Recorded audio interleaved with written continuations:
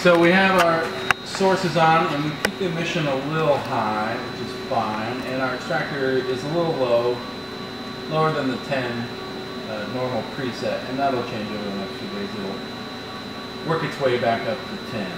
Just keep an eye on it, keep adjusting for it. But the reason you want to keep this a little high is when we're doing the adjustment, as you move the LMIS closer to the exact center of the emission, or the exact center of the extractor, the emission will drop a little bit. And you don't want to drop below an operating emission and lose the beam. So we'll leave it up at 2.5 or 3 is fine.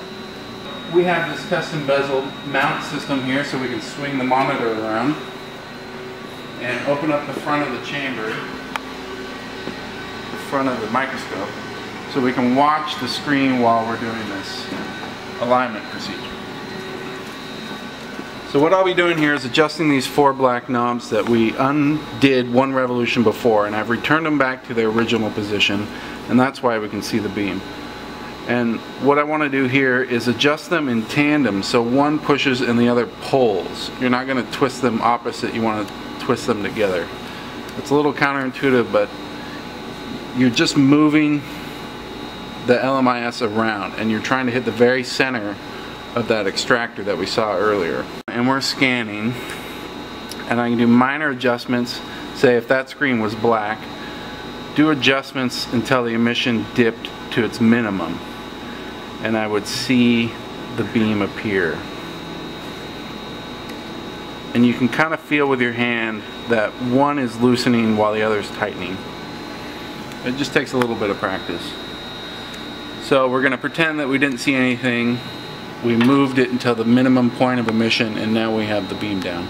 So now that the beam's down, we can turn on the wobbler to get the real precise center of the column. We'll go ahead and do aperture adjustments, and we'll start. And we want to be adjusting the lens tube. We'll click that, and we'll see some wobble here. And you can adjust the strength of the wobble as you need. And our goal here, and it's nice to have something in here that you can mill on, because you should be at your biggest aperture. I'll show you. See, we're at 20 nanometers.